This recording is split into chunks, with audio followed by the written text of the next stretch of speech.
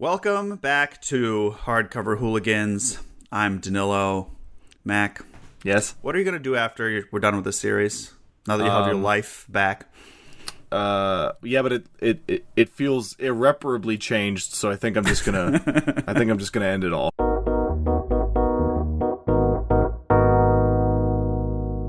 I know I have a lot to deal with. I don't trust my own taste anymore.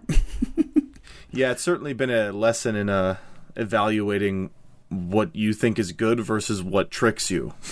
like I don't know how many movies I've seen where I walk away being like, oh, that was awesome, but it was really just like the last 20 minutes that were okay, and the rest of it was bad. Did I enjoy it, or have I been tricked? Yeah, yeah, and I don't know, and I'm not willing to do a self-examination of the things I like, so I'm just going to go through life blind, because Mistborn has shown me the trenches. You just have to have faith, Mac. You do. You just have to have faith that everything is good, and you don't really have to change anything or do anything different. Yeah, it turns out God was inside you all along. And it'll all take care of itself. So why you need to have a book with a plot when it all just will work out at the end, because that's how books work. Yeah, don't worry about that. We set up a bunch of stuff, and then in the last 20 pages, it all comes to fruition. And the internet has cultured people into thinking that that's a unique thing that Brandon Sanderson does. No, it's because he's a terrible writer. That's why he does that. And that's a good thing to do, is to have nothing happen for your entire book, and then have a whole book happen in 20 pages. That's not good. That's not good. No, avalanches are... They refer to it aptly, though, as the Sanderlanche or whatever. Because an avalanche you will die in, and they're unpleasant and destructive to the surrounding ecology. So I agree with that. I'm buried in the countless Sanderlanches that I have been subjected to, and there's no rescue team coming to dig me up. They all quit their jobs when they heard what happened to you. They're not coming. He brought it on himself by reading all these Brandon Sanderson books. Okay, so we finished, finally, the Mistborn Trilogy. The first Mistborn Trilogy. There is a second one, but I don't care. How do you feel about being done with this book, and at the end of this book? Just some initial, broad reactions. Well, in the first episode, or maybe the last episode of the first book, so one of us said it feels like waiting for the train to arrive. And that's just what it feels like. It just feels like you're waiting for something to happen, and then it does, and then you get to go home. It's like not like a fun surprise party, or it's not, you win the lottery. It's just the train arrived, and you went to your destination. It's like, that gif of like that truck flying straight at that pole. Yeah. And it's like cut, so it's like constantly about to hit it. Yeah. And like it's on a loop, so you think like you're gonna watch it hit it, and you've been watching it for a little bit. Yep. It's like that for 1,800 pages, and then by the end By the end, the truck hits, and you're just relieved. You're relieved because you're finally dead. Yeah. Yeah, I don't. How do you feel on a reread? How do you feel about the ending? I'm just glad to be done. Yeah, that's the most powerful feeling, is the relief that I never have to read the words again. When I read it the first time, I liked it because I was like, that was a satisfying ending. All the pieces came together very quickly. Very quickly. On the reread, there is nothing here. No. Like, as a piece of literature, or even we'll get to it in like a piece of self-expression about what Brandon Sanderson thinks about the world and feels is important. Whether that's all in there on purpose is an open question, but it's sure interesting because all books and pieces of art are reflections of their creators. That's just a thing about art. We read to learn about other people and other minds and connect with them.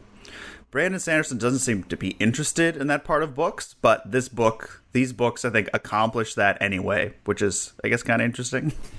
Yeah, it's important to make clear that specifically the seeping through of Brandon Sanderson's worldview is what is interesting. That worldview is not interesting.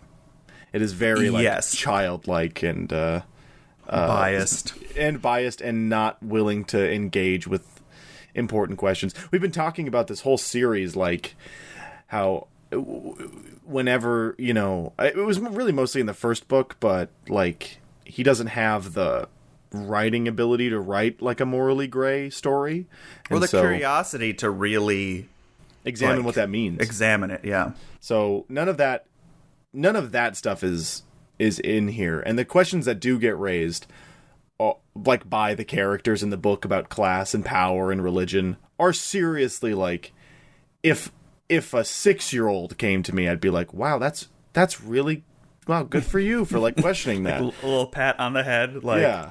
Huh. Like, that kid is going to grow up to be smart, but like Brandon just at 25 was like, wait a minute. No, he's 32. No, I know, but when he wrote, was he 32 when he wrote this Mistborn book? Oh my god. I want to be good about facts here, so I'm going to look this up. He is 33 when he wrote this book. He wrote all of the Mistborn books in his 30s. Wow. Yeah, so that's something. We will get into more about what our psychological deconstruction of Brandon Sanderson through these books. I don't know, like that's the only way we can really think about it. We'll first talk about what happens in the second part of this book. So we left Vin. She was trapped in a cave, and her abusive older brother had just appeared to her in this cave. In the meantime, Elend is like working on trying to not invade the city or come to some agreement. Sazed is in Urto with Spook, and they're like trying to find a way to overthrow the citizen, aka Quellion, who's like in charge of the city and sort of ruling it with an iron fist. Danylo, I have a lore question that I forgot.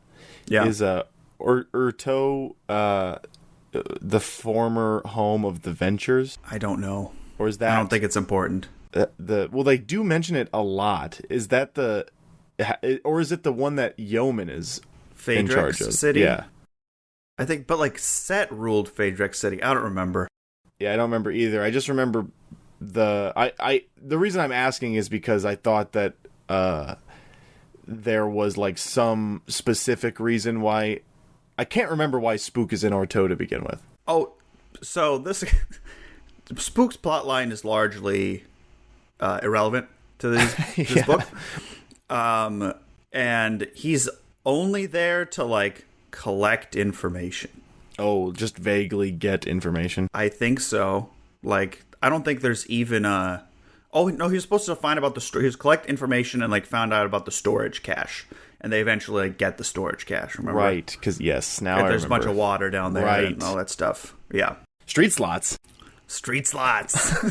That sounds like a game you play in a casino. Yeah. Not an empty canal that you walk in. There's just pull tabs in an empty canal. That's what street slots is. Hey kid, I want to play some street slots. Get away from me. Count the skulls. That's Brandon Sanderson if he never wrote Mistborn. Yeah, he's probably never gambled in his entire life. Oh yeah. There's no. This is not important. I just realized there's no like entertainment never gets brought up once in any of these books. There's like no alcohol. No, yeah, I know. There's no substances. People like don't eat. Yeah. Yeah. They don't eat and they don't fuck each other, and they can only kiss when they get married. They don't have any fun. There's no entertainment. How very Utah of him. Okay, so yeah, Sazed and Spook and some other people are trying to like overthrow the citizen, and their whole plan is because now Spook has this reputation of like saving people and being a hero. He's the survivor of the flames. They're going to use his reputation to be like, we'll bring back water to the canals, and that'll be like a show that he's powerful, and they'll discredit Quellion / the citizen somehow. And that's the plan. Yeah, who gives a fuck about the water in the canals? Like, I don't know. It's there for it's. Are the citizens under the impression that like magically all the water just disappeared? So in the lore, there's no plot. It's all lore detective work. Yeah. The citizens, so like it said, mysteriously a while ago, the water dried up. We find out the Lord Ruler diverted it into this underground cavern in the storage cache so that there's enough fresh water to like survive this apocalyptic event. But it wouldn't be fresh through. because it's stagnating in a cave. Shh, quiet. But there's some way it comes out and comes in. I don't know. But like, wouldn't the ash get in? I don't know. So the whole plan is they like build mechanism to like refill the canals. It ends up really not mattering at all. But then it does matter. It's incredibly important because the city bursts into flames. Well, yeah, but the fact and then it puts out the city. But then that whole plot line is so Spook can send a letter that never gets to where it's supposed to get to. And that's the only thing important that happens. And the only reason that the water needs to be there at all is for some bullshit reason that makes no sense. But as to give them something to do. As the writing, it's because the city is going to burn down and they need to be heroes. Yeah. But there's no way the characters know that. Mm-hmm. And like, I don't know, the best way to discredit a leader you don't like is to like have a vigilante pretend he's a miracle worker. Like, I don't know. If you're the owner of like a propaganda machine that controls an entire city, what's to stop him from just taking credit for it? Anyway, whatever. We can't. We could be here all day. Yeah, I know. So that's where we left everyone. So what happens in the rest of the book? Vin is a prisoner. Reen, her older brother, is like an apparition of Ruin, the big bad guy. And basically Ruin just talks to Vin for most of this whole time as Vin is imprisoned. And so Vin's whole thread is she's imprisoned and then like she like drugs herself to get taken to a new cell. And she like talks to Yeoman, who's the obligator in charge of Phaedric City. And Yeoman is like upset that she killed Lord Ruler and still believes the Lord Ruler's alive. And Vin thinks that's crazy. How could you believe in something that doesn't make any sense? That you don't have any proof for. And like we said before, so Vin spends most of her time in the prison, and it's her like logically trying to figure out like, well, if the bad guy's talking to me and trying to keep me captured, then that must mean I can do something to stop it. So I have to figure out what that is. Yeah. Lots of characters just talking, trying to figure stuff out so that they can do something. It's relentlessly boring. And like Sazed, he's like doing office work to like build these canal things. And it's not important. Tensoon, the Kandra, this is the other plot line. He'd left the Kandra homeland, and now it's just going around the continent looking for Vin. And that's his whole thing. And that sort of takes us up right to the end. Yeah, it really does. Right to like the last 20 pages. So it's the chain of events is Vin finds out that Ruin needs the adium. So they've been looking for this adium for this whole trilogy. One of the only through lines. It's revealed that adium is like the body of the god Ruin. So Ruin's like not at full power until it like has the adium, which is why the Lord Ruler was trying to hide it. And the adium is regenerative on its own, right? It just like seeps out. Like they mine it, but it like sort of like seeps out of the ground really slowly, which is like the mechanism in place to keep Ruin from becoming all powerful over the centuries and millennia. So Vin figures that out. Just figures out that Ruin needs the adium. So she escapes and then like bluffs that she knows where the adium is to like try to force Ruin to show its hand. And her bluff is important because she, in this section, she is like, oh, I need to draw upon the mists to become super powerful, so I'm going to put myself into a position where I am... Right. She thinks that what is allowing her... And this I actually don't think is dumb. This is like this makes sense for her character to think this, is that whenever she's in really big trouble, she's able to draw upon the mists and gain incredible power. And so she's like, oh, maybe I can beat Ruin or distract him long enough if I put myself into a terrible situation and then draw upon the mists again. And so she hopes that, like, she'll lead all of the Inquisitors to her when she leaves Phaedrix. Yeah. And attracts Ruin's attention. But her plan is hilariously stupid, and it's dumb that Ruin falls for it, because she goes right to Luthadel. And Ruin even says, like, it's not here. Like, then why did you follow? Then why did you follow her? Then why did you do that? But whatever. Elend, during this whole time, is, like, doing nothing. He's like, do we attack? Do we not attack? And then he goes, he's like, we need more Koloss for this army. Yeah. And he goes and, like rage kills a bunch of Koloss. It's really cringy.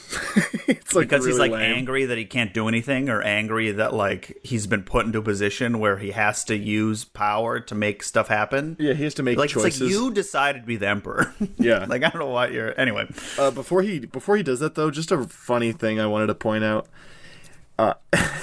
The Mistfallen, because of course there needs to be another name for a group of people, and the Mistfallen are the people who I can't remember if we talked about this last time, but yeah, the Mist starts killing people at the beginning of this book. Yeah, well, in the last book, but also it just starts here, but it was already happening. Whatever. But Elend is like, oh, we need to put every single person in the army in the Mists. And then that way, when we inevitably have to fight in the Mists, those people won't die anymore. Because you only ever get, like, sick once, and then you're fine.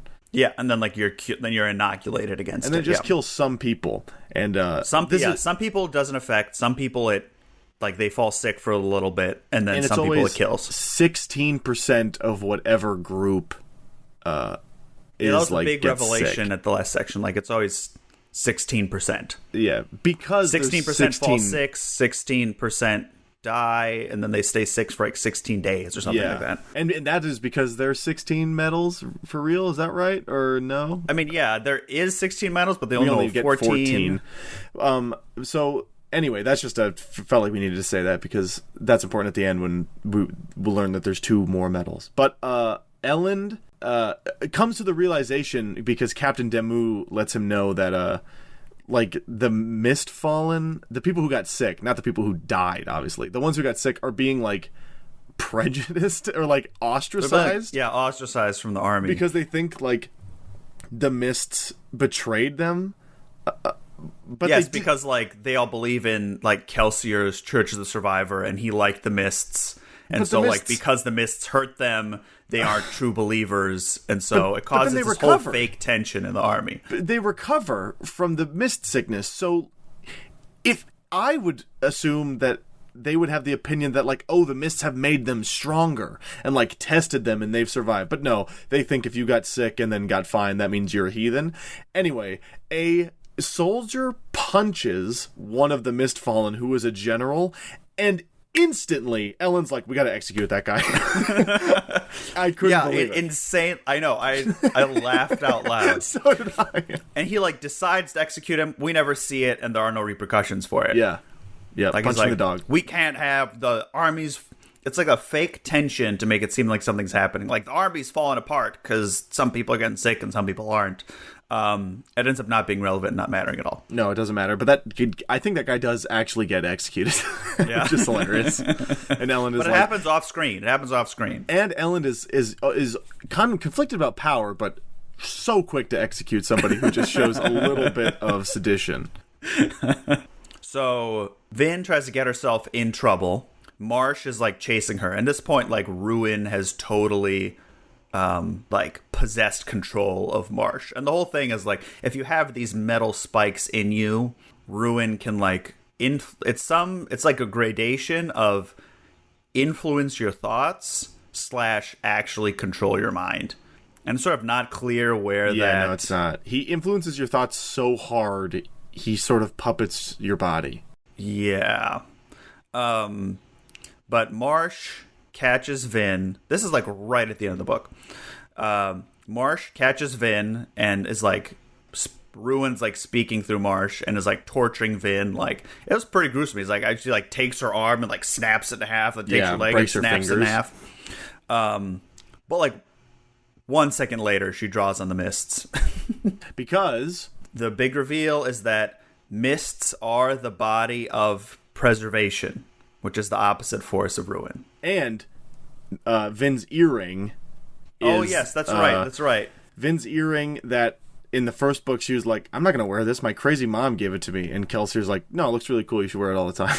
The earring she's been wearing the whole time is one of the metal spikes that Ruin uses to control people. And the times Vin has been able to draw on the mists were the only 2 times she wasn't wearing the earring. So that's it's a big long con from the first book. Which is, if this was done better, actually pretty cool. Because there, in a moment where there is actually like subtext that you get to explore, you would imagine that Ruin was also possessing her mother.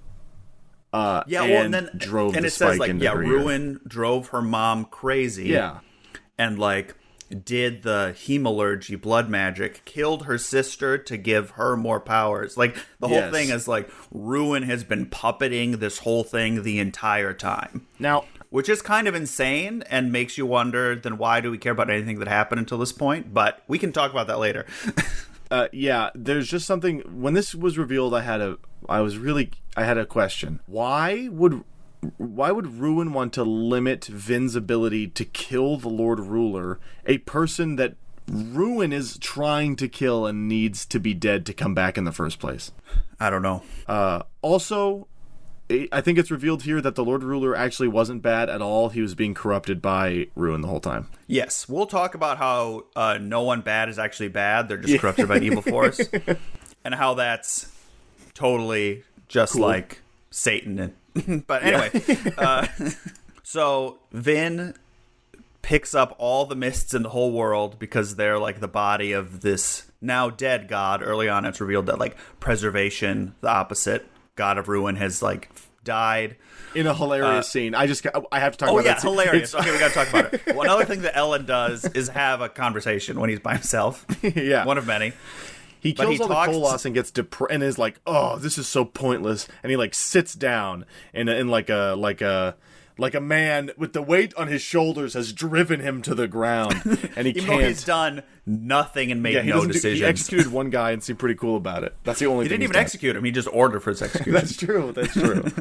Oh, I want to say before this, when he's killing the Koloss, this is a small detail, and he like is like killing them all. And also, I don't know why, because he's so powerful, he couldn't have just done this to every army. It seemed like it wasn't that hard to just totally kill a bunch of Koloss. It seems like it's very easy. Yeah. But he like just totally rips through them, and it's like blood and gore and insane, and he's like angry and disgusted with himself. And he's in this village that was being attacked, and some villager's like, "It's you, isn't it?" And he's like, "Who?" Oh yeah. And then the villager's like, "The Lord Ruler." And Villain's like, "Might as well be." And then he flies off. He's trying so hard to be conflicted. Anyway, very cringe moment that makes no sense. It is stupid. And then now he's by himself and talks to the Mist Spirit. Well, I say talks in big quotation marks. The whole thing about the Mist Spirit is the god preservation, and it can't directly speak to people because it's so weak, because it's given up, part of its body and soul to like help people / create humanity. Anyway, even though preservation is not creation, so the fact that it created anything doesn't make any fucking sense either. Well, the bargain is that preservation and ruin work together to create humanity, but also preservation is the only one who had to like give up part of itself. Anyway, whatever. Why don't you explain the scene with the Mist Spirit and Elend? So, the Mist Spirit comes to Elend. We can just say preservation. Preservation comes to Elend. And the last time that Preservation and Elend met, in another hilarious moment, Preservation prison shanked Elend real quick, real sneakily, and suddenly. At the end of the last book. At the end of the last book, which caused Vin to not save it. Whatever, who cares? Anyway, the Elend is wary of Preservation, and Preservation points to what does he point to? Like the mountains or something? Yeah. What is that supposed to signify, though? I don't remember at all. Yeah, who cares? It is not important. Preservation is trying to communicate with Elend via points, And then Ellen is like, oh. And waves. And waves. But Ellen is like, oh, it can probably answer yes or no questions with, like, body movement. And so Ellen starts asking, like, yes or no questions about, like, the state of the world and, like, what to do. And whenever the answer is yes, Preservation, like, flings his arms all around and, like, dances really crazy to let him know. And then he, like, moderates it. So if it's a maybe, it's, like, a less excited waving around and dancing. But it is such a goofy scene that I don't think is supposed to be silly. Like, it is like this like weird spectral ancient ghost like jumping around like a cartoon and like waving is fucking hilarious. Yep. But like, you know, clearly it's because Ellen like needs to do something or know something. He's trying to the Preservation is trying to communicate that the people who got sick aren't sick. They're or that, and also to not attack Phaedrex City. Yeah. Which why? Because like that plays right into Ruin's hands or something. I don't know. I guess killing. But anyway, the one of the things the Mist Spirit tries to communicate that like the audience I think figures out right away, because I got it, is that the people who got sick actually snapped and were turned into mist Allomancers. Yeah. Because the Mist Spirit was trying to help and be like, oh, if you have more Allomancers. But like, it still killed people. He turned them into Allomancers, but also had no way of telling that because, it like tried to write something in the ash, but like Ruin changed the text. I did like that. I did actually like that. Preservation tries to write something in the ash, and then what he writes is like, I'm gonna fucking kill you big time, death, like a death, fuck you. Death. And then Ellen's like, oh, okay. Clearly Ruin changed this. Yeah. Which I thought was pretty... I actually thought that was kind of funny. But also... There's another funny part earlier. We can just mention this now, because it's not so important. Tensoon is looking for Vin, and he goes like back to Luthadel, and he finds... Kelsey goes back. He wants to find out where Vin is, but he can't talk to people like a dog because he has a dog body. So he finds where he left Kelsier's old bones and like becomes Kelsier again. Or no, because he wasn't the original Orsur. Right. He remembers what Kelsier looked like, and then like becomes Kelsier again. So here's the Jesus figure reappearing to followers again. Yeah. And I thought it was kind of funny. I wanted it to last longer, where he's like, okay, I have the information. And then he like turns to leave. And then like more people show up and like start asking him like, Kelsier, you're back. What? He like feels like he has to like answer and like pretend. I wish there could have been a whole subplot about he's like this accidental Kelsier and like has to keep going up with it. Sort of like a comedy of manners thing. But it's immediately dropped and he leaves. I did think that was funny. And another thing was funny when Tensoon when he leaves there and he goes to Orto to talk to Breeze. There is a funny moment where he's like, I'm not doing that again. And he just like walks up to the guards and is like, I need to talk to Breeze. And the guards are like, what? As a dog. Dog. Yeah, which is funny. I did like that. Yeah. But then right away, Breeze keeps referring to the dog instead of, because he always says like my dear boy or my dear man. Breeze keeps saying, he says it every single fucking time. He refers to Tensoon as my dear doggy, which the first time he does it, he's like, my dear man, I mean, my dear doggy. It's terrible. It's just awful. But anyway, none of that's really important. Well, I think it's also, you know, we're like honestly 50 pages from the end of an 1800 page series. I don't know if like, you know, structurally adding goofy, wacky moments is like the time to do it. It's very strange. Like the pacing is so weird. Cut tension. It's just kind of there. And I'm not entirely sure they're all intentionally funny, but they are. And then not in a funny way where it's fun to make fun of Brandon. They actually made me giggle. It's I had this idea for this moment, so I'm going to do it without regards to whether it fits or with the image or with, you know, the book as a whole. Yeah. So Vin takes up all the powers of preservation, and it now basically has the powers of a god. These are the powers at the Well of Ascension, basically. She's like, oh, I remember this. So she has the power to like reshape the world. And she's incorporeal now. She doesn't have like a physical body anymore. Yeah, she can like zip around the world, and so she like starts reshaping the world to try to like save it, basically. Around this same time, it's revealed. So Ellen discovers that the mist sickness creates Allomancers. Ruin reveals to Vin that like The Koloss and the Kandra are all anything with metal spikes. It can directly control. So like, it has a huge bad guy army.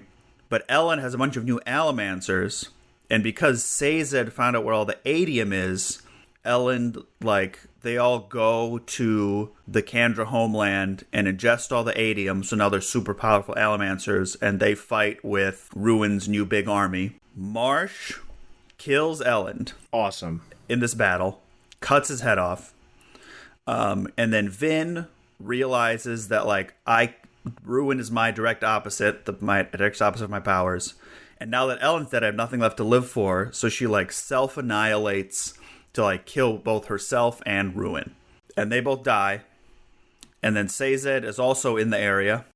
And he is like, faith is real. We're going to get into the whole Sazed's faith thing. But, like, the plot points, Sazed sees the body of an unknown redhead guy who was Ruin, and Vin's body, and it's, like, leaking this power. And so he realizes he was, after all, the hero of ages, because the prophecies talked about him specifically. Now it all makes sense. A hero of ages, like a hero forever, not a hero that comes once in age. And he takes the power of both ruin and preservation, melds them together, the opposites become together, and he creates the power of harmony.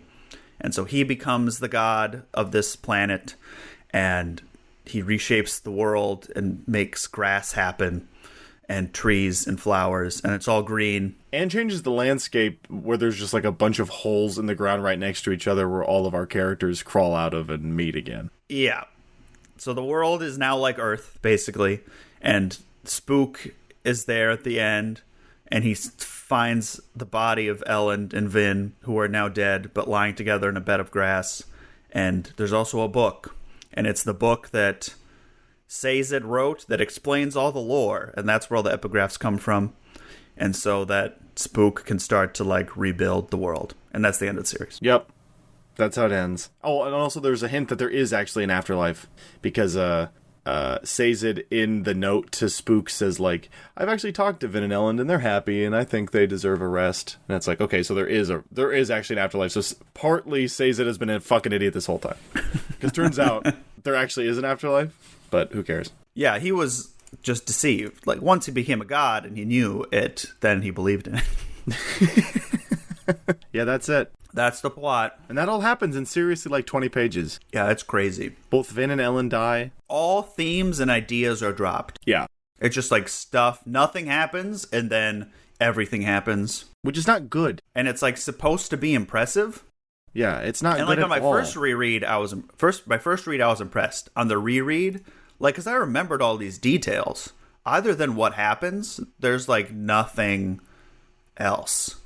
No. There's, like, Sazed and, like, his whole faith thing, where he's like, oh, all the religions I didn't believe in, like, had their own truth after all. Huh. That's just what faith is, I guess. Yeah, because he uses all of his knowledge of all of the world's religions to accurately recreate, like, fix what Rashik fucked up originally. Yeah.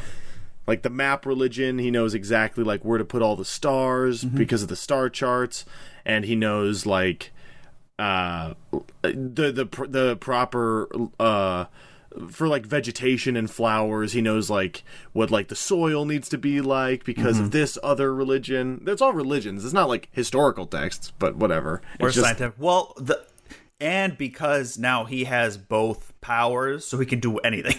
You know, he just it's can like, do it. because, like, Rashik had just preservation, so he, like, was limited in what he could do, I guess. And so now the world is just, it just looks normal. There's just, like, It green just looks grass. like Earth. Yeah. Which It just looks like Utah. In the epilogue, chef's kiss. What a strange shade for color for a plant. Again, it literally happens like 4 times in this book. Yeah. What a strange color for plants to be green. Huh. Anyway. The only detail to remind anyone that it's different. I gotta find a different detail. Yeah, that's it. So, you know, what was it all for? Yeah.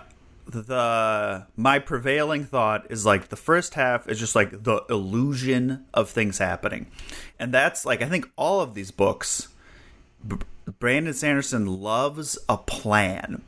They make up. It's the first half of the first third of a book is about the characters assessing the current situation and making a plan, and then the everything up to 20 pages of the book is like them doing office work so that the plan can work, and then maybe something goes wrong but it's not too bad, and then the plan works at the end. Yeah, there's no like interesting, like I couldn't just believe that Seiza just becomes God and fixes it all. Like that's nothing. That's because it's literally a Deus Ex Machina. After his like fake struggle with faith. Yeah. It's not poetic that the guy who is struggling with faith becomes God, because before he becomes God, he's like, oh no, I was wrong. If he was like stoutly an atheist and became God, at least there's like something. Well, then we talked about how being an atheist in this world doesn't make any sense. Yeah, because like the concept of atheism, there's no there's no like history of gods, and anyway, I don't know. Yeah, because there's no religions anymore. There's just the one, and he was literally God. And so if you don't believe in God, you're an idiot. It's like not believing in God in this world is like thinking the Earth is flat in our world. It's like no, that's just wrong. I was thinking about this, that Brandon Sanderson loves, like I said, he likes planning. He loves sieges because nothing has to happen. Like this whole book, a huge plotline is a siege. He loves when people do research. He likes when people plan. He likes people getting from one location to another because it gives them time to think and talk. Well, it adds to the word count. And it adds to the word count. But also because there's like no plot, because nothing can happen until the characters discover stuff about lore. Like everyone has to be a lore detective because they can't do anything unless they have information. So the whole plot, quote unquote, is them like... They're not even doing anything to figure it out. It's just them like thinking and reasoning, and then like going to another place, and then like talking to each other and thinking and reasoning. And it made me think like, what are we doing here? Like, this isn't a book. It's like Brandon Sanderson like created... I think this is what he talks about, like world building. Like he created a world, and like unfortunately there has to be a book with a story. Yeah. So he like made a puzzle and then wrote a bunch of people solving it, his own puzzle. It's like he created a puzzle that he then himself solved.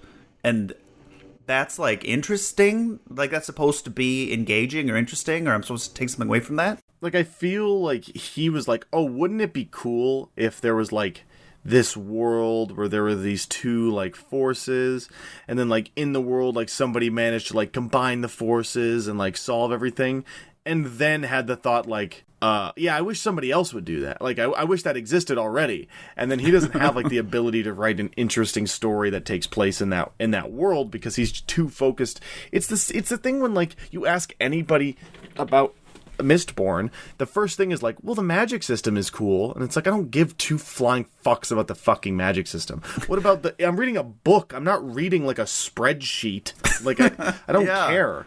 What like the world building is interesting. Like I'm not reading an encyclopedia. Yeah, I don't pick up the book I'm not interested unless it is like specifically a speculative like fiction book, a la like The Man in the High Castle, where it's like, oh, what if this world is interesting because like we can relate to it. The world is interesting to us in a book like The Man in the High Castle because we know the history of World War II and can imagine, a very dark scenario in which the Axis forces won, and I want to read about like what this world looks like and all this stuff. But this world is all made up, so none of this is interesting off the rip.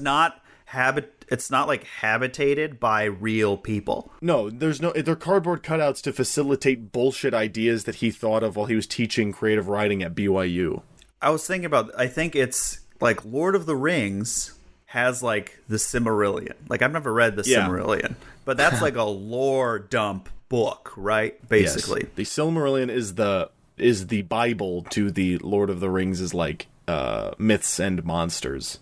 Right. But like the Lord of the Rings is a full story with human beings and a plot. Yes. So it's like he wrote the Silmarillion, but then also wanted to turn it into the Lord of the Rings, but was more interested in the Silmarillion. Yeah, because in the Lord of the Rings, it's never brought like you never hear of like the dwarf god, and I mean, I think Gimli, but anyway, they don't talk about like, oh, it's like flavor. Yeah, there's no moment where like Gandalf sits Frodo down in Moria and is like, hey, do you actually want to know who Glorfindel was, or do you want to know who Fingolfin was? And No, it's like, not. They don't. No, it's not. They don't talk about it. It's not Gandalf saying it to Frodo. It's Tolkien putting chunks of the Silmarillion in front of every single chapter of The Lord of the Rings. Yeah.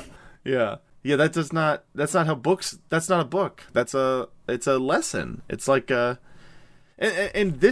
I feel like that's what people think when they think about these books, is they think about, like, oh, hemalurgy is really cool, and it's like, I guess. But it's not cool when you learn about all the science of it. I can't remember if I was talking to you off mic or somebody else, but I said it's like watching a horror movie, and horror movies are scary before you see like the villain is a guy in makeup and a costume.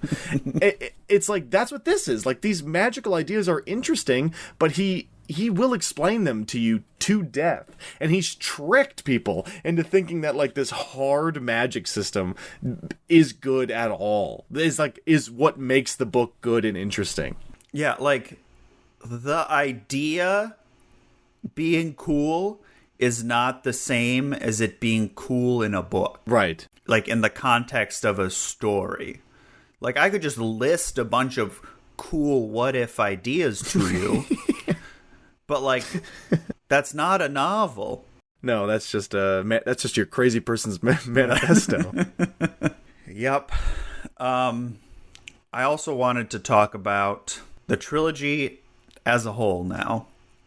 I think Mistborn is a Christian allegory. I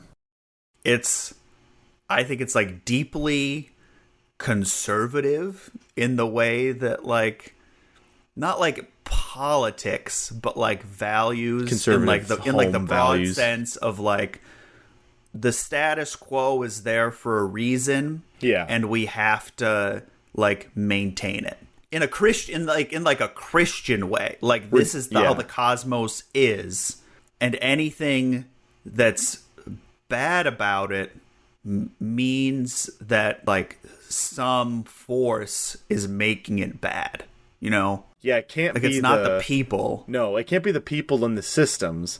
It's the evil god. And it's important to say that that's not a problem. Like, the Lord of the Rings, the reason the world is fucked up is not because of the tax system at Minas Tirith. It's because literally there's a dark god possessing 9 crazy people who are like fucking shit up.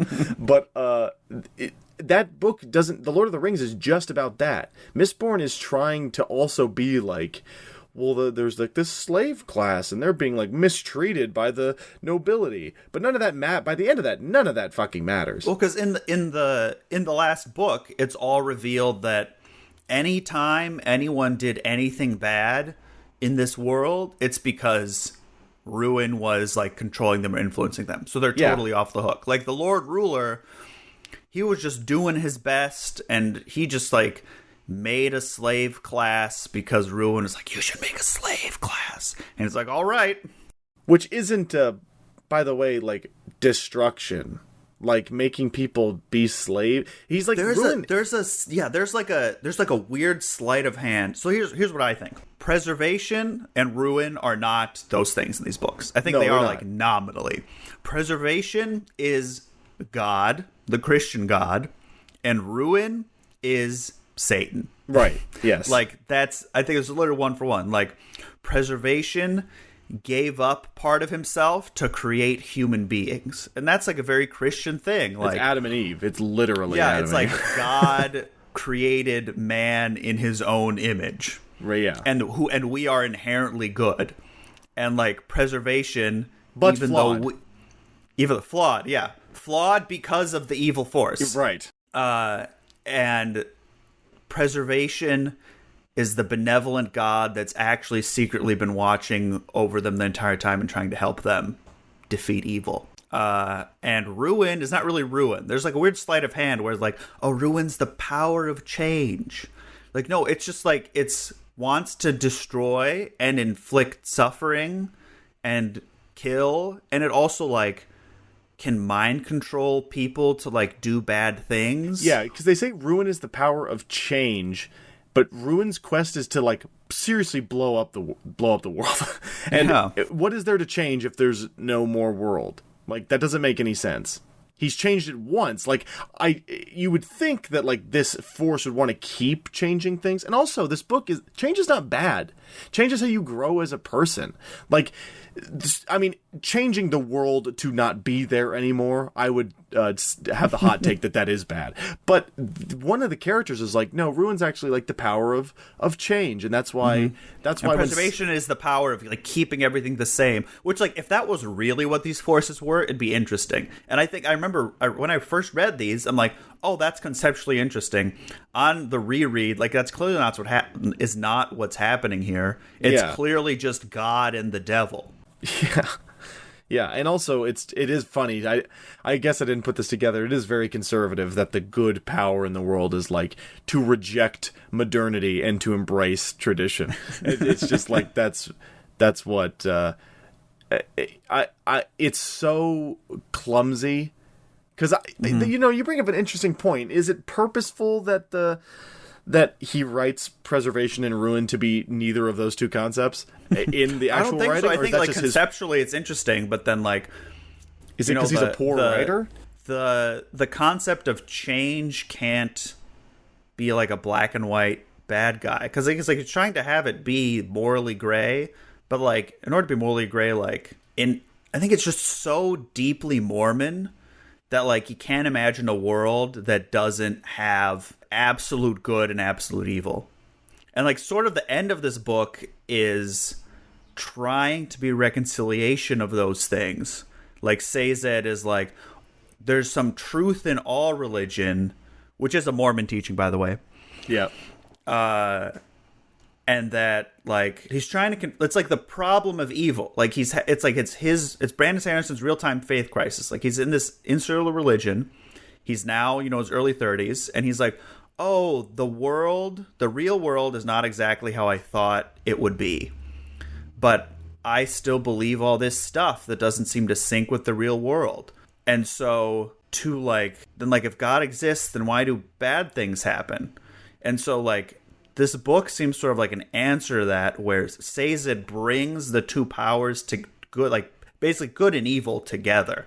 And it's like, oh, that's the world we live in, because like, oh, it's all in God's plan. Like all there's no good without the bad. Like it's sort of like yin and yang, but it also wants to be an explanation for our world and the Christian worldview can coexist. That's how I interpreted all this. Yeah. And it's also Sazed should be a neutral entity. Like if you're combining good and evil. That is not what he is. He's just good. He's harmony. Yeah, it's good. Bad stuff still happen, but it's okay because he's good. Yeah. Yeah, and it brings up a lot of questions, and I don't care if these are answered in Mistborn Era 2. I'm sure they are. But it's like, okay, so then now is Sazed going to stop like murder? Is there like no more murder? Or no, he lets it be. Like, because I read the first novel, and there's like a religion props up that like prays to harmony, and like one of the characters like speaks to it and hears Sazed basically. Yeah, and it's sort of like why is bad things happen if the world seems so good? And it's like, it's all okay. It's all in God's plan. Like that's sort of which is such a corny, easy way. Like, such a corny, like, if you're trying to convince yourself that your religion and also the real world can both coexist and be true at the same time, like, that's what you need to believe. And so there's also something about, I did some digging into, like, Mormonism. That their belief, one, that, like, there's an epigraph at the beginning where it's like, oh, there's three realms. There's a physical realm, the cognitive realm, and the spiritual realm that sort of exist on top of each other. And there's Mormon teaching that's like, the spiritual realm exists on top of our realm, and if God wills that you would see it, you could see it just as, like, you can see the physical realm. So that, like, his whole, like, structure of, like, the realms exist on top of each other is, like, it's a right Mormon from Mormonism. thing. Yeah. Also, another Mormon thing, anything written on metal can't be corrupted by the bad guy. Like, that's just Joseph Smith's metal plates. I didn't even think about that. Uh-huh. That's hilarious. That's awesome. Yeah. And I want to make it clear, like, I am not, fucking Chronicles of Narnia are sweet. There's, like, not... It is not inherently bad. I mean, Mormonism is... All religions have their goofy aspects, let's say. Their incredibly, insanely problematic and harmful to society aspects. But I'm not saying inherently that, like, a piece of work that is religious is bad. Mm-hmm. It's just, like, it's interesting when it's not. It's like everybody... On purpose. It really seems like it's not on purpose. No, it's just, like, how he thinks about the world. Because nothing about this book... Like, everybody knows The Lord of the Rings has, like, Christian undertones in it. And we mentioned this last time. Like, same with Chronicles of Narnia. Like, they're very blatant. Yeah, Chronicles of Narnia more so because I believe Tolkien is like, no, it's not an allegory. He's, like, anti-allegory. It's just, like, the story. But it's like, come on, dude. But those feel on purpose. Like, there's a one-on-one layering of, like, the pantheon of gods in The Lord of the Rings to, like, aspects of, the Holy Trinity in our world. And it does feel purposeful. This does feel like an accident. Like, it feels like he was trying to write, and he says that he's like, I wanted to write a world that felt like an alien world that wasn't anything like our world. So he came up with this, like, with this ash and this volcano, and it's like the surface level, like, on a surface level, yes, the details you have said, it looks like a different world. But, like, he, like, at least this stage of his writing career, can't help but infuse it with his own worldview of our world. It's crazy. I also learned there's a Mormon belief that, like, miracles, it's not that they're supernatural events, it's just we haven't learned the science to be able to explain it. Oh, allomancy. Which is, so I think I bolded here, like, everything can be explained. And that's the whole, I think, lore detective part of it, where it's anything that doesn't make sense, someone, somewhere, there's an explanation for it. Yeah, whether they've been lost to time. But also faith has to exist. So you can't know everything, but you have to believe that there's an explanation for it. Which, that's like, with that belief or that mindset, which it seems like these books, like, they come from that belief that everything can be explained somehow if you just have enough information. Yeah. Because everyone's constantly looking for information, and the only thing that leads them to action and, like, winning is they learn about the world. Yeah. And so knowledge is power, Danylo. If everything can be explained, and if you don't know something, you just have to have faith that it can be explained somehow by something, by some power. That's the perfect way to justify exactly the way everything is. Because, like, there has to be a reason the status quo is the certain way. It's not that it can be changed or needs to be changed. I just don't know why it is that way. And once I learn that, then maybe I can change it. But maybe we'll never know. Like, that's what I mean by, like, it's deeply conservative. Like, it just wants to be about preserving what's already going on. And it's just so funny that the ending of this is literally just God solves all the problems. because it's not. No one has to do anything because it will all work out. Because Brandon Sanderson is the god of this whole thing. Yeah. And he's deemed it's going to work out. So why would the characters have to do anything to make it work out? Because it will. Yeah, because I don't know what Brandon Sanderson's like relationship to other fantasy is, but like it's just bizarre to me that, you know, to you, I keep going back to this just because it's like leagues and leagues and leagues better. The Lord of the Rings, like that is a world where there are like gods and magic, but what makes it interesting is like I know they're hobbits, but in the world and like of blatant good and evil. yeah, I know they're hobbits, but in the world of the Lord of the Rings, the hobbits are supposed to be like us human beings, just like stout, resilient creatures. They like two like just normal ass dudes, like who are so like brave and oh my god, what's the word I'm looking for? Courageous, like solve the problem, and we find that emotional and innately relatable because and we see them as people to like look up to, and in our minds we create them as godlike beings. Frodo and Sam destroy the ring and become heroes, immortalized to time, but like they're just people. They're just people who are brave enough to do it, and that's why it's so powerful and so good. The Lord of the Rings is not like books can't just end where God figures it all out for the people. That's nothing. That's not an ending. That's a religious text. Yeah, that's what you write when you believe that about our world. Yeah. Like, I don't have to do anything. Anything bad that happens is the result of an evil force, aka Satan. And we just have to leave it to God to do what he thinks is best. Tolkien finds the concept of faith in the faith of your friends and your family. Aragorn and the company, spoiler alert, have faith in Frodo and Sam enough that they're like willing to like risk it all at the Black Gate, and they're like, we're just gonna fight until our friends solve it and we'll buy them time, because they have faith in something corporeal and real in the concept of the book. These characters don't have faith in fucking anything until the end, when they have faith in God. But that's not anything. Like the faith in the Lord of the Rings is textual and powerful because we have faith in those same things. And Aragorn has faith in like the godlike idea that the world will be saved. But like that's interesting, and you can talk about that and explore that. Sazed literally just has faith in fucking in a guy with red hair and a little girl like that appear in front of him, and he just becomes all powerful. It's nothing. It's so frustrating that it's just like the weakest, most like bullshit, no heart or soul in it ending at all. It's insane to me.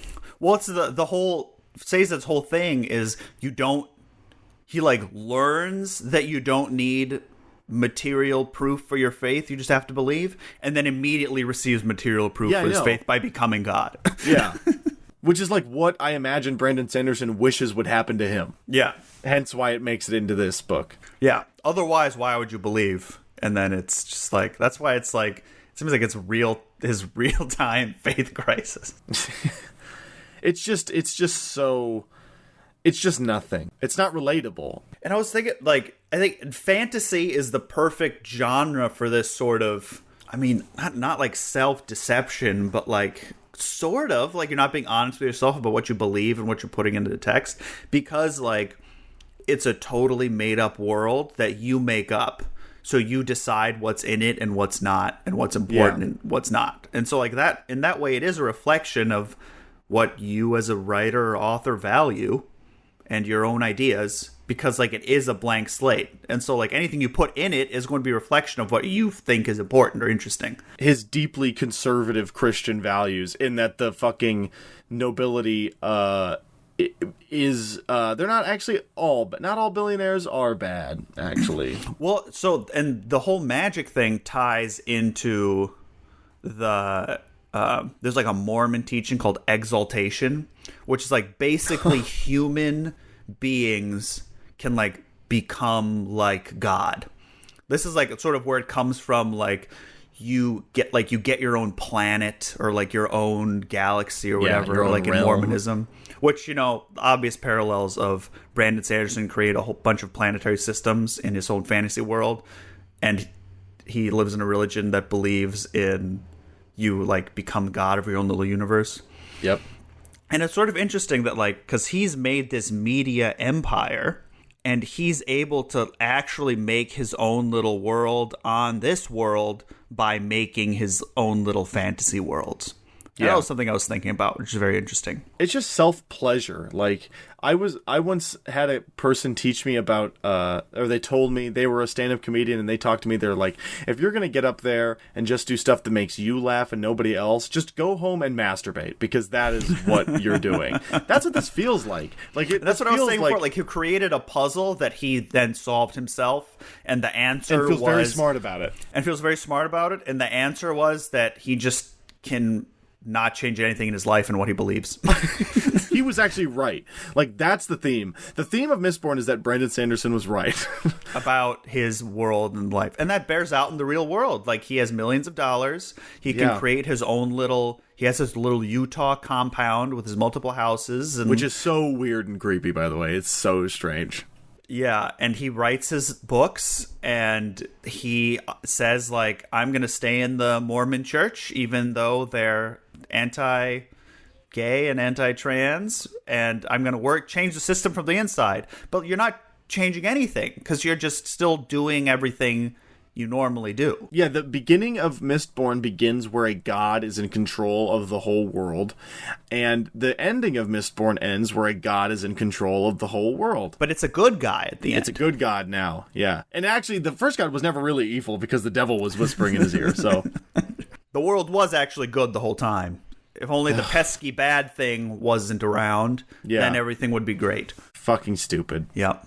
I have nothing to say. I have nothing else to say about these books. Me neither, which I think leads us directly into what I've been very excited for, which is... So, several years after this trilogy ended, Brandon Sanderson wrote a novella called Mistborn, The Secret History. I originally wanted us to read it and then do a bonus episode on it. I have no interest in reading Brandon Sanderson's prose for a long time, if ever again. And I never want to read a book where a made-up word is capitalized ever again. A normal noun is capitalized. that too. They were making... I saw a thread online where they're making fun of, like, it's a noun verb. Steel push. Iron pull. A yogurt grab. A beer punch.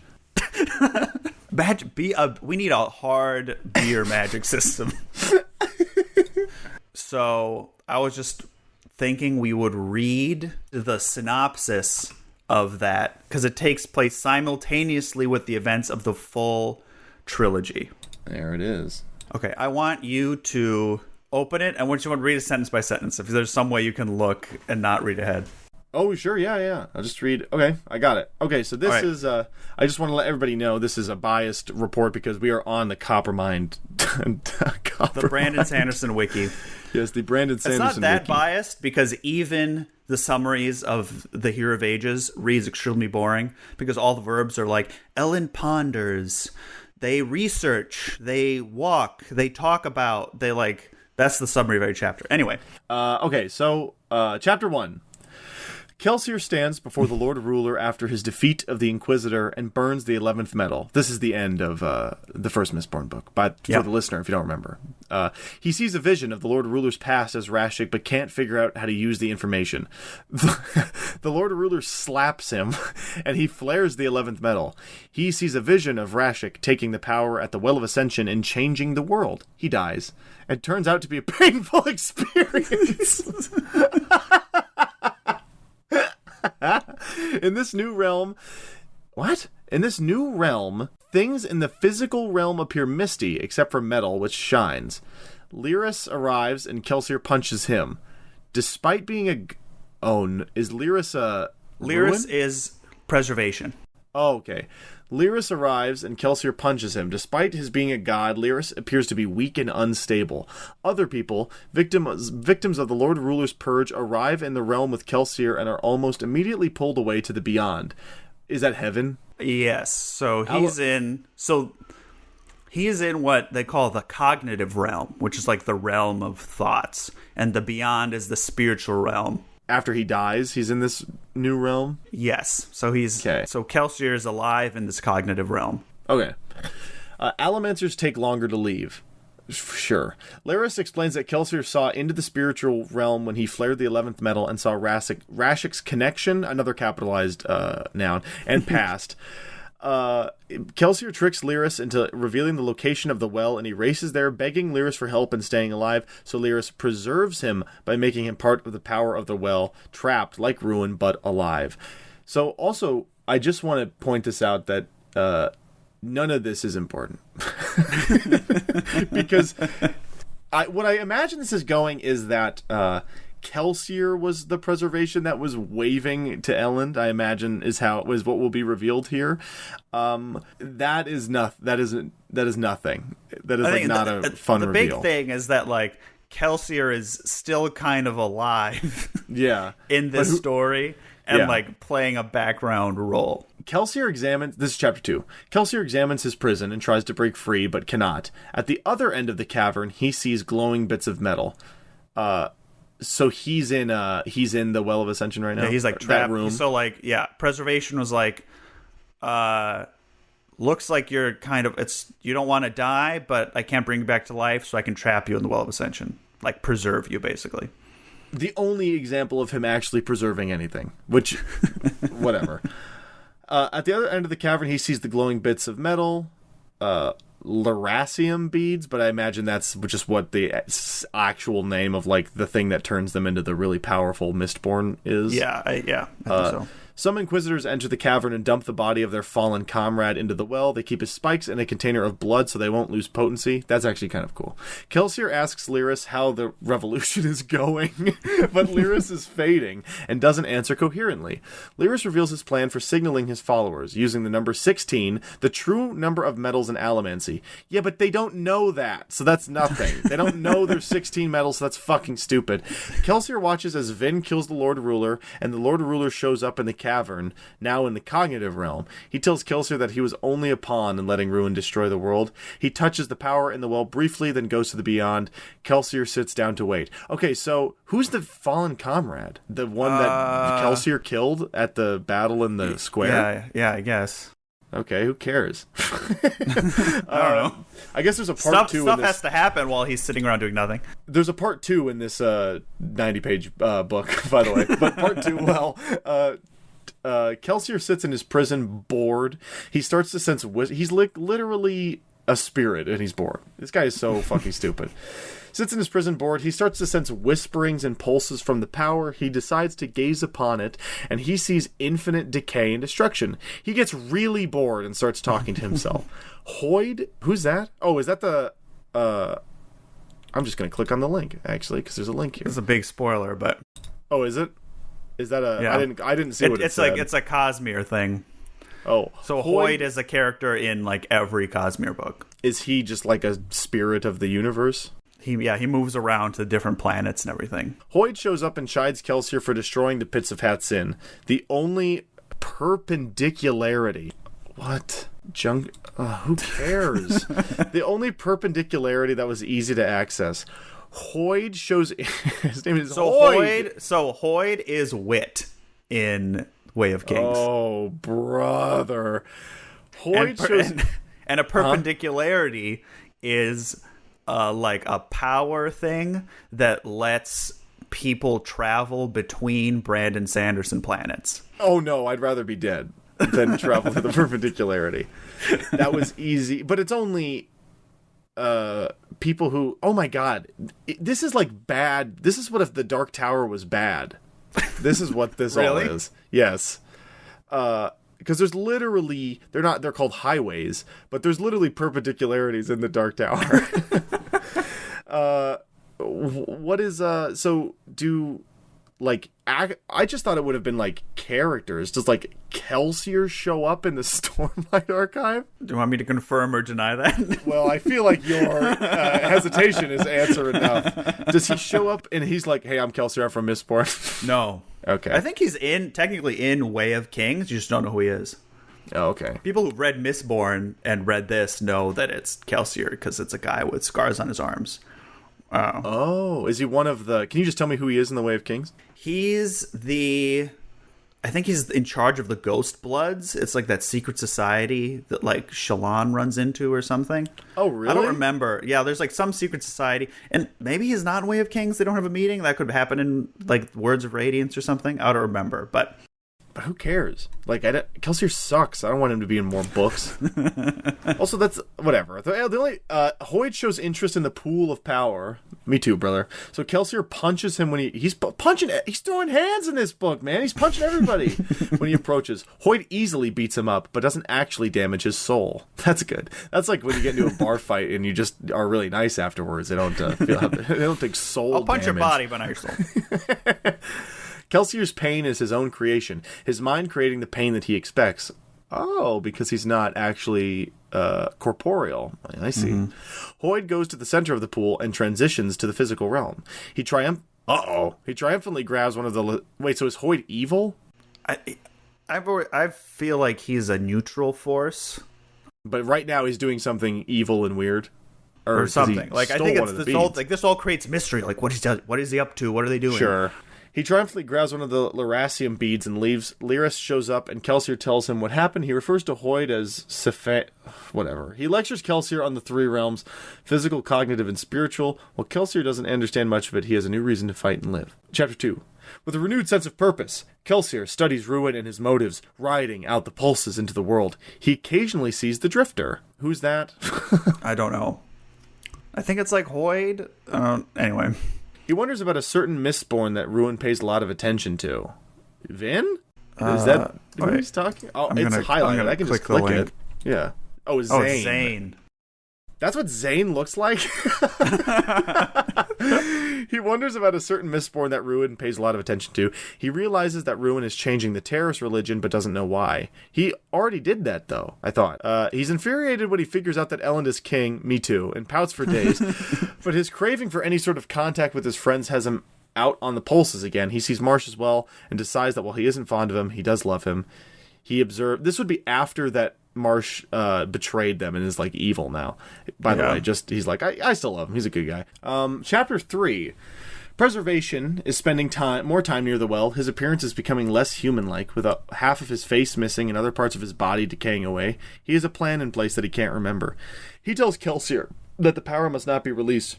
But Vin will probably do just that, thinking it's right, just like Alendi would have. Ruin has confused Vin and made her distrust preservation. Lyris tries to stop her, but that's when he stabs. Or, no, I guess not. Lyris tries to stop her, but Ruin's tools are too strong. Kelsier suggests that he could take the power instead, but Lyris tells him that wouldn't work in his current state, and in any case, he doesn't have enough connection to him. Vin and Elend enter the chamber, and Kelsier gets an idea to motivate Vin to use the power instead of releasing it. He tells Lyris to stab Elend, but he can't do it, so Kelsier grabs his arm and slashes Elend for him. Vin is distraught, but she releases the power anyway, being deceived by Ruin. Whatever. We know what happens after that. Yeah. Chapter 4. That's the end of the second. Or no. Wow. The next thing. There's Yeah, another the end of the chapter second 4. book. There's another chapter.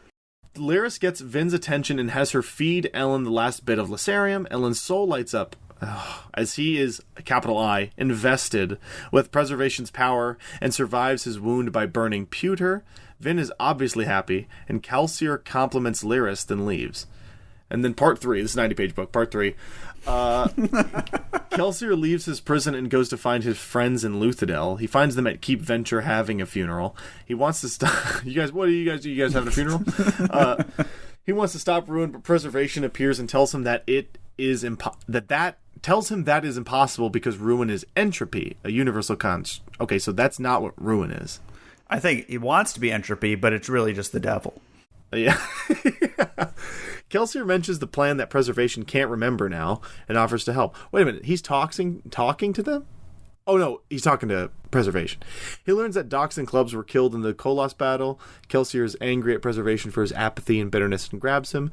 As he does, he sees into Preservation's depths and feels his pain and love for his people, so he winds up hugging him in sympathy. Kelsier also sees some people to the south. Preservation says he can find someone that might be able to help Kelsier do the impossible. Chapter 2. Kelsier follows a tendril of Preservation out of the city and to Lake Luthadel. There's a Lake Luthadel? News to me. The lake. I think Luthadel's on a lake in the map, What? but it never comes up. Oh no, actually. The lake rises like an island above the mists and feels. Oh, is it like not real? The lake rises like an island above the mist and feels more solid. Oh, there's a lake not too far from Luthadel, and there's a volcano in the middle of it. Oh, that's kind of cool. Too bad it never got brought up until right. It never comes up, and there's no descriptions of any landscapes unless it's just like, oh, there's mountains. Yeah, there's mountains and ash. There are even strangely substantial plants emitting mists on the stony surface. He continues on, and Preservation's tendril goes away. He happens upon a campfire with two people. Having no weapon, he decides to just walk in on them, and they both recognize him and wonder. So he does appear, like, as Kelsier. Yeah, in this realm, I guess. And they both recognize him and wonder how he's there. They introduce themselves as... Okay, his name is Chris. It is spelled Khriss, and Nas. Chris lectures Kelsier on the 16 shards of... Whatever. Okay, so the background of that is there was one big god at the beginning of the universe, and something happened that shattered. That's Adolnasium, I think, and then it got shattered into all these different shards, and each shard is like an aspect of the universe. So like Preservation is a shard, Ruin is a shard, and like the forces in like Way of Kings are also shards. Like each shard or several shards gets on different planets. Chris lectures Kelsier on the 16 Chris.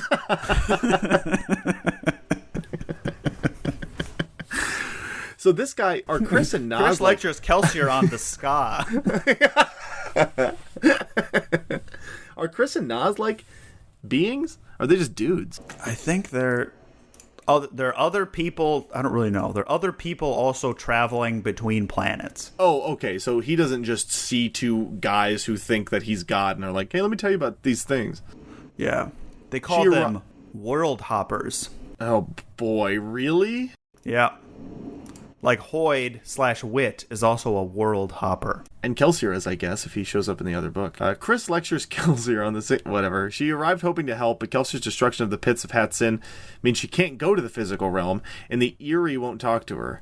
When they learn of Hoid's visit, they pack up to leave. Nas gives Kelsier his knife and tells him where the Eerie are. So what are those? I have no idea. I'm just going to click on the link. The Eerie is a... It's also spelled differently. Oh, the Ire. Oh. Cosmere-aware Elantrian world hoppers. They have a fortress in the cognitive realm.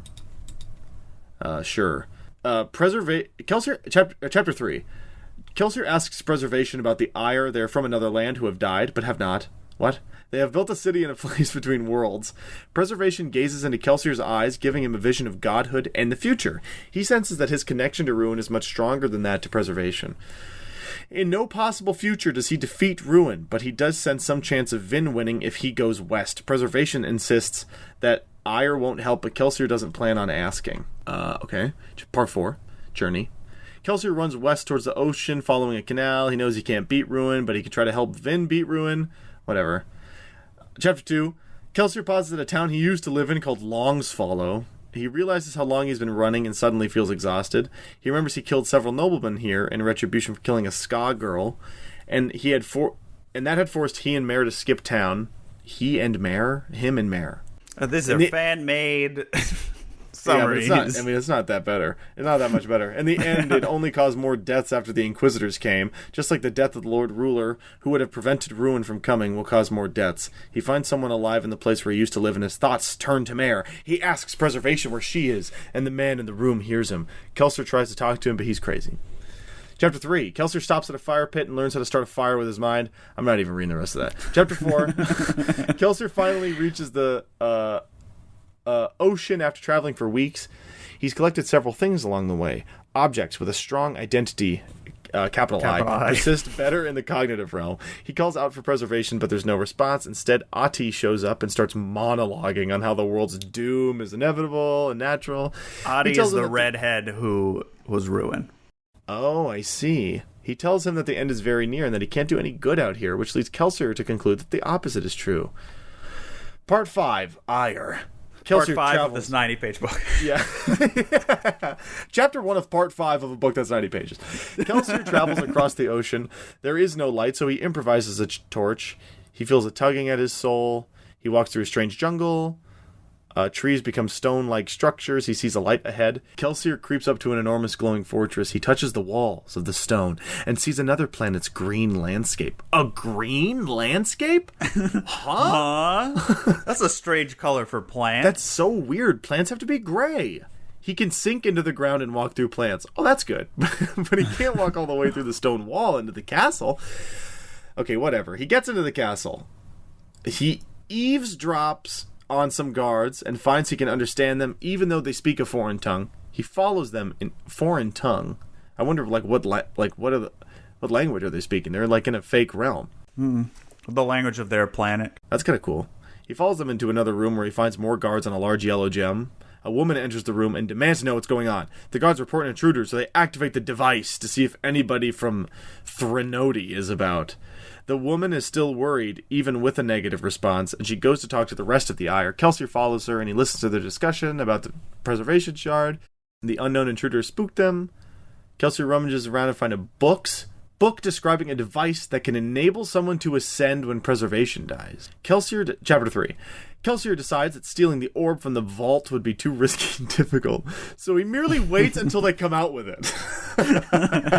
No, I think I'll wait. After about a week, the Ire and some guards leave the fortress on horseback. Kelsier stalks them. Every night they stop and make camp, drinking something that restores the glow to their skin. Kelsier spooks Alanoe by pretending to be Ruin. He continues to terrorize them as they press on, convinced that since Ruin can only threaten them, he can't stop them. He causes full-out panic when he slices the leg of a horse with Naz's knife and creates a Ruin puppet from a flaming cloak.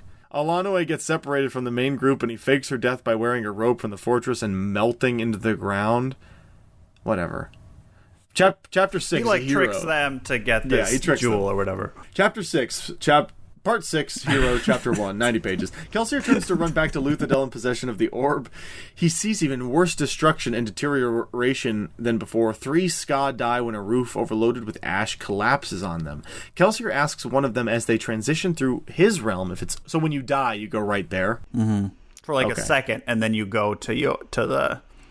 Because it's like the cognitive realm is like where all your thoughts and where all the thoughts and ideas of the world hang out. Oh, and chill. So that lasts. You die physically, and then your mind hangs on for another second, and then your spirit goes or something. I think that's the idea. After running for weeks, he suddenly hears Fuzz's weakened voice. Who the fuck is Fuzz? I don't know. Well, we gotta know. Oh, he's a shard. Oh, that's what he calls preservation. He calls him Fuzz? Yeah, he doesn't call him later because he's like a fuzzy white thing. I think he just calls him Fuzz for the whole book. Dude, what? He tells him to go to Phaedrix instead. When Kelsier arrives, he's encouraged by the signs of life and activity. Preservation lays down a thin line of light for Kelsier to follow. Even the person, they keep calling him Preservation because they know Fuzz is stupid. Lays down a thin line of light for Kelsier to follow. He tells him about the orb. Vin must take his power, but she can't because Ruin has her. Kelsier is led by the thread of light to a city square full of beggars and once again meets Hoid, who shocks him but otherwise ignores Kelsier. Kelsier finds Vin there and desperately tells her to avoid Hoid. That happens in the book? Chapter, hang on. She doesn't hear him because she can't. Chapter 27. She goes the other direction, but Kelsier doesn't know if she actually heard him. Kelsier chases after Vin, apparently getting some help from Preservation, and he knows that Vin knows that he is there as she is trying to shake him. Suddenly, Ruin's power attacks him, and Ati shows up. He reveals that the 11th metal was his ruse to trick Kelsier, and he taunts him some more. Ruin explains that nothing is destroyed, just changed, but that's not true because he's killing people, and that he and Preservation are two sides of one coin. Kelsier tries to punch Ruin and is instead attacked. Chapter 2. Every time that Kelsier tries to get close to Vin to communicate with her, Ruin blocks his path. Ruin takes on the form of a spy. Oh, that guy? That dude? That old man? Is he the spy? No, and Vin chases after him. Oh no, it's like they're like, oh, Yeoman has a Mistborn. We're gonna run after him or something like that. Right. Yeah. And Vin chases after him, leaving Kelsier behind. After Vin is it's Reen, right? Whatever. I know what you mean. Who cares? Leaving Kelsier behind. After Vin is gone, the Koloss attack Elend's army. As the Koloss die, they enter Kelsier's realm. And he is shocked to see that they are human from all walks of life. Kelsier learns from a dead obligator that we already know that. We don't need to learn that again in the book. We know what the Koloss come from. Who cares? Preservation shows Kelsier a vision of all the people Ruin controls. Inquisitors, Vin, a man on the throne of Luthadel, Spook, and Marsh. He tells Kelsier to get a message to Vin. Don't trust anyone pierced with metal. That is hilarious. Do you think that's how Brandon Sanderson thinks about, like, people who have piercings? He's like, no way I'm trusted you, pal. You never get a real job. And tattoos have a little bit of metal, so there's also tattoos. Kelsier searches for days for a semi-insane soldier that he can communicate with to get the message to Vin. Fortunately, the man garbles the message and they merely start a brawl. Ruin arrives and taunts Kelsier again. He decides that he might be more effective fighting Ruin somewhere else. Chapter 4. It's all like, we can, even through the summary, it's like so repetitive. Yeah, it is. Like, you go here, they try this, it doesn't work. It's just like a way to give more information about this world that's like supposed to, like, if you already care about it, it could be interesting, but like it's not like learning more about it makes you care about it more. It like fools you into thinking you care about it because it all fits together, you know? Yeah. Chapter 4. Kelsier feels Preservation dying, determined. He smashes the ore. Preservation talks to him, gives him some advice. He says to him to survive. Kelsier's the survivor. How poetic. Kelsier takes the power of Preservation after some struggle. Well, that's good. It was just some struggle. Ruin shows up and Kelsier attacks, but his attacks are ineffectual. Ruin laughs and explains that Kelsier is essentially a memory of a person and can't control the power. Kelsier sees black lines tying him to Ruin. He tries to communicate with those who are open to him, but it still doesn't work. He finds that he can read people's thoughts. What? He watches as Ruin accelerates the end of the world and can do nothing to stop it. Everything he tries is blocked by Ruin. He desperately tries to warn Vin and is horrified to see that she is spiked. The earring! Oh no! Ruin shoves him away. Kelsier finds Marsh and listens to his thoughts. Kelsier decides not to confront Ruin. Chapter 5. Kelsier searches for places that Ruin is paying less attention to. He finds Spook. Ruin is trying to get Spook to murder. Kelsier intervenes. We do actually see this in the book. Kelsier approaches Spook and knows that there are lines of connection between them stronger than those for Marsh and Vin. As Ruin rages on, Kelsier says hope to Spook over and over. We do hear that in the book. It's dumb. His spirit is wounded. Kelsier then yells survive at Spook and springs into action. Ruin doesn't stop Kelsier, but he does start to burn down the city to cover his failures. Sazed is also there, but he looks worn down too. Kelsier does a bunch of bullshit. And then that's why Spook enters that building even though he can't burn pewter anymore. Yeah. Because he's so brave. Kelsier lounges on some green grass, and Spook wanders over. Kelsier tells him this is a half-dream. This is also in the book from Spook's perspective. Spook was devoted to Kelsier, and both had broken spirits, but have resisted Ruin, building a strong connection between them. Kelsier tells Spook he is a hero, and he is proud of him, and he seems pleased by that. Kelsier urges him to get the message to Vin regarding spiked individuals. Chapter 7. That's the gender neutral, spiked individuals. Yeah, I got a chai latte, and the spiked individual who served it to me. Oh my god. Chapter 7. Kelsier watches as Gorodel leaves Urteau with a message inscribed on metal. Ruin mocks him and summons his minion Marsh, who quickly dispatches the messenger and reads the message to Ruin. Kelsier, oh yeah, we didn't say that, but Marsh really, really fucks up this guy Gorodel in the book. It's really violent. Kelsier thanks Gorodel as he passes through the cognitive realm and gives up hope. He then realizes that Ruin is not complete without the Atium, so there is still hope. He watches as Vin fights all of the Inquisitors and is then tortured by Marsh. He attacks Ruin in order to distract him. It works. Oh, so then that's why Marsh is able to remove his earring. And I don't know if we went over this. Spook sends the letter being like, don't trust anyone with metal. Marsh intercepts it and is trying to read it out loud. Yeah. And then so it I also don't know how much of this was planned. It also seems like there's stuff in this book that in Hero of Ages that had to happen. And so, they might seem like plot holes, but here's a novella that explains all the plot holes. Yeah. It's like Star Wars books. It's like, no, they're not plot holes. I came across a post about these books where someone was like complaining about like some weird inconsistencies, which like if you're said something's like a hard magic system and all of a sudden there's all these like exceptions and inconsistencies, you're like, well, what gives? And the comment was like, everything you don't like will be explained in later books. And like that's an insane and then another comment was like, if there's anything that seems weird or random that happens, just know there's an explanation for it. Like, that's not... I refuse to do that. Well, and like, that's not interesting. Like, because there is weird and random stuff that happens that the explanation is it's bad writing. Not that there's a world, you know? So you're like, what's bad writing? What's on purpose to like be a plot hole that gets explained in another novella you need to read and buy a PDF of for the brain. Hey, just hoarding your rugs and punching that dog, you know? Kelsier is in agony and feels the pull of death again. He holds on and decides not to die, a choice available to him by the virtue of having ascended. What? Hang on, what? What did he do? What do you mean he ascended? Oh, because like he took on preservation. Oh, right. His soul is deeply wounded, but in time it repairs. Ruin was too distracted to finish him off. Kelsier watches the final battle with the Koloss and Vin's struggle. Ellen shines brightly at the moment he burns Atium and Duralumin. Preservation and Ruin's powers are released as Vin sacrifices herself to defeat Ati. Kelsier considers taking the powers himself. Ellen arrives, and together they watch Sazed take on both powers. Oh, in the cognitive realm. And which seem to belong together. Vin comes next, and they hug. That is actually kind of sweet. Even though I hate all these people, I do like it when people hug. Ati comes next, and Kelsier punches. He said, boom! He's like, I want to hug too. And he fucked that guy up. Sazed comes and offers to send her back, but Vin seems to know that won't work. What? Why not? He's God. In any case, she wishes to move on with Elend. Vin thanks Kelsier for all he's done for her, and she follows Elend into the beyond. Chapter 9. Kelsier watches the world be destroyed and then reborn. During the process, he is able to see all three realms, but when it's over, he is once again trapped in the cognitive realm. Sazed arrives and says that he cannot bring them back, presumably Vin and Elend, because he cannot reach into the beyond. Oh, because he's only the god of this planet. Yeah. He's like not of the universe.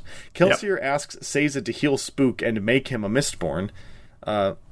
He asks if there is a way to return to the physical realm, but Sazed says there is not. Kelsier decides that Harmony is a terrible liar. Epilogue. This is a 90-page book. Kelsier convinces Spook to play with hemalurgy in order to extend Spook's life and maybe bring Kelsier back to a body. And that's it. Yep. So these are so this was all bullshit. Yeah, how do you feel about all that? I'm glad we didn't read it. Yeah, me too. So that is okay. So oh my god, there's so many. Sorry, there's a lot floating in my head right now. There is nothing in these three books to suggest a larger connected universe. Is this book, Mistborn: A Secret History, the first time any of this stuff gets brought up? When did this book come out? He published this in 2016. Oh, so no. Because then like he did Way of Kings. So it's like there's a loose plan to have it all connect. So this came out in 2016. Oh, we said it's a 90-page book. It's a 151-page book. Oh, of course. And of course that means it needs to have 5 parts and a prologue and an epilogue. Yeah. A prologue and the epilogue where the epilogue is just the end of the epilogue of the other book. I feel, having read these again, it's just an endless accumulation of details about a world and like learning This is like people who like this or who connect with it are like people who like learning a bunch of facts about things. Like people who like memorize like World War II facts. Yeah. You know? Yeah. And they're like, oh, I don't want to like read a story about people's struggles and like their PTSD. Like, I just want to know this battle happened here and this battle happened here and then this person moved the things over there. Like, individually, nothing is compelling, but like you add enough stuff, and at some point for people to like, oh, that's cool, or they go like, oh, maybe there is something here, but there really isn't, because there's not like, I don't know, I don't connect with these characters, these people, or it's just a bunch of details that are in my head. I wish I liked this, because this if this was done well, it would be right up my alley. It's the idea, and I think when people who like, I feel like I was not tricked, but like seduced by the idea, like, oh, conceptually this is cool, so I'm gonna keep finding out more about it. Seduced is, and that's why like the summary works, because it's like, oh, conceptually this is cool, but then you read it in a book form written by this author, and you're like, oh. Ugh. Yeah, I like the idea of them all being connected, but it really is like bad Dark Tower. Like, that's insane. I did not know it was like connected to the point where like the characters are going in between books. That is just, I hesitate to say the word bad ripoff, but that is pretty funny. Like, and also it's like not, the Dark Tower, the Gunslinger, was not the first book Stephen King wrote. Like, he did not, it was when he was 19. Gunslinger came out in 1982. Yeah, and is also like not, that first one is like not really connected to anything. It's a few down the road where they start connecting, and it's like Stephen King at that point had written Salem's Lot and Cujo and The Shining and The Stand. Whether or not you like The Stand, notwithstanding, but like he had a body of work to like build upon that.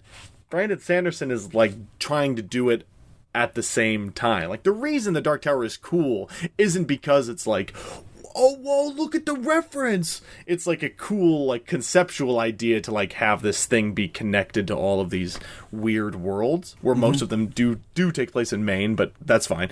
And I think the appeal of this, like, it is like sleight of hand. We're like, whoa, that's cool. It's like the same people who like still line up for like Marvel movies and Star Wars movies. Like, oh, that's a reference to this, and that's a reference to this. I read a quote by Roger Ebert talking about, like, I think he was talking about Star Wars or something. Like, most fans aren't fans of the thing; they're fans of the fandom. It like creates a relationship with people that they can just know details about this world or this thing, so they don't actually have to like talk to each other like on a human being level. Yeah, like it's not the material; it's the fact that I know a lot about material. And Brandon Sanderson gives people a lot of details to remember and know. And like the more you read, the more of an expert you become. So the more you can be like, haha, I know all this stuff. The more you are cursed with ancient knowledge that drives you to insanity. It's a fascinating phenomenon. This whole also, Brandon Sanderson stuff. The Stormlight Archive, that being like a 10-book epic, knowing that there's all this shit in the background, none of it matters, because it's not about the like after the Stormlight Archive, he's not going to stop with this bullshit. Like, you know what I mean? Then you think about, like, so what is everything about? And like I've read other books where like you get hints of like, oh, this like what's the whole series about? Like you get hints of like, oh, they have an opinion on something or trying to express something. But like at the end of the day, what does it mean that preservation and ruin became one and now it's harmony? And who cares? Because we're never gonna. It's just on this one planet in this whole universe. You've given us small stakes, and now I want to know, like, okay, what's the bigger, like, because this is not interesting. So, like, and if you have to read 2 trilogies and then 2 pentalogies of, like, middling prose to get it, like, is your story worth it? No. Or is it just it's accumulation of details the way Brandon Sanderson accumulates magic cards, just on tables in big piles because he thinks they're neat. Is the Stormlight Archive like heading towards like a battle of the Cosmere? Is like that what that is, or is it just like this just takes place on this planet? I don't know. The current series seems like it's very tied to this one planet and the forces on the one planet. It's like this Mistborn trilogy where it's like, oh, here's these 2 forces on the Stormlight planet. There's 3 forces. So, so like, I don't care about that then. I'm not reading 10 books about bullshit that happens on one planet when I know that there are like these bigger forces at play. But you care about the characters. But no, you I don't because they're boring and poorly written and one-dimensional and too small. Like like Vin or Ham is not. It does not affect any of this bullshit at all. Like once I learn the stakes for the world, this even seems more pointless. Well, and the answer for a better author would be like, but like, don't you get some connection from that character? Their story like taught you something about yourself, or like, oh, isn't that beautiful and noble? But like, none of these characters have any of that. So It's like, why? Like, you said something in the last episode, like, you're reading these books and you're like, what are we doing here? And it's like the same. It's the same thing. Like, you see the trilogy, and then you'll see all these, like, beyond just a bunch of details about a world that was created by a guy. Like, what are we doing? Are all 16 shards poor names for good and evil? Kinda. Because I just saw one as devotion, and I'm like, there's no way it's really devotion. Like, it's absolutely, you'd be reading it and be like, this is not what devotion is. Because in Way of Kings, the big one is, the good guy is honor with a capital H, and the bad guy is odium, which is like hate or like passion or something. Like, it's vague. Like, that's the thing. Like, it's all super specific until it needs to be vague in order to create a conflict. Not to show my hand here. Is odium a real word? I don't... Like, I think it comes, like, the word, like, odious. Yeah. But honor is a real word. Oh, odium is a real word. General or widespread hatred or disgust directed towards someone as a result of their actions.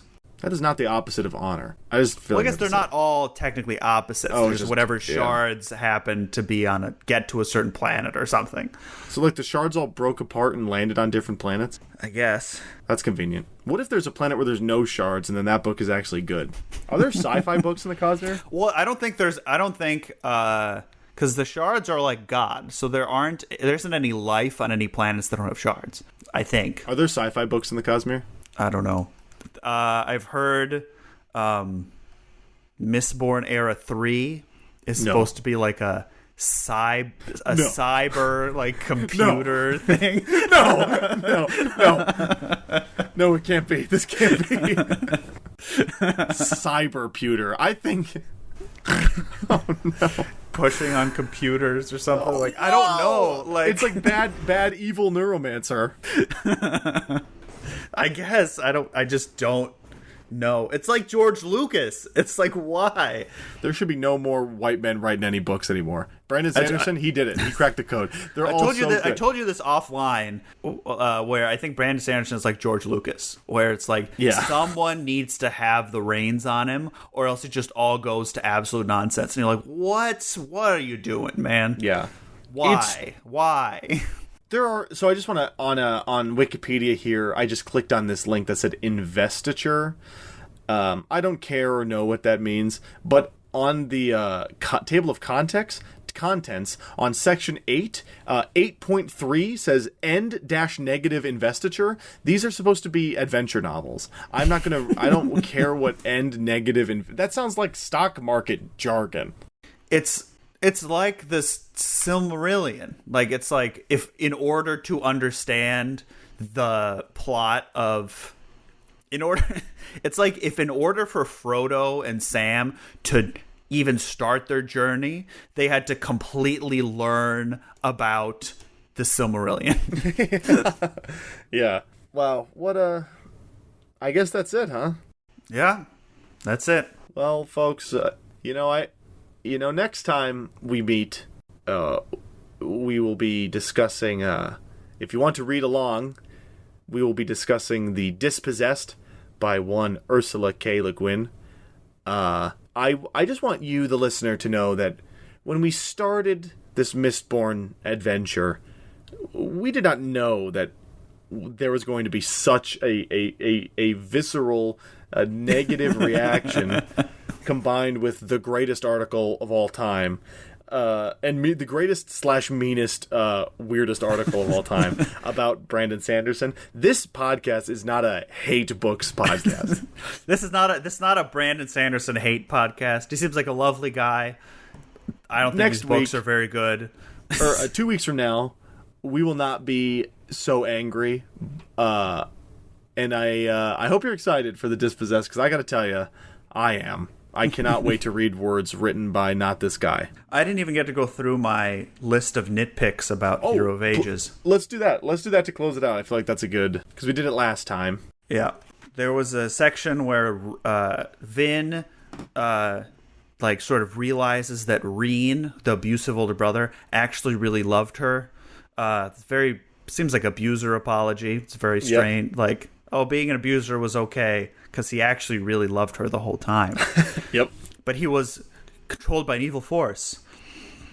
Everyone's always like, this should be impossible based on what we know about the world. But, everything changes all the time to learn about the world. And so, they're all artificially okay, now we know everything. Yeah. But this doesn't make any sense. How do I know anything about the world? Okay, now we know everything. Sazed realizes he loses his faith twice in the second half of this book. He does it once on page 392. He's like, I lost my faith. And then on page 432, he loses his faith again. This is the collectively sixth time Sazed loses his faith. This is the least convincing apocalypse ever. It's supposed to be an apocalypse, and other people and areas aren't mentioned. There's one sentence where he goes, the northern dominance is in chaos, the southern dominance is burning. I was like, it'd be great if we saw that or anything, No. Not just people having conversations. Also, there's other continents, presumably, right?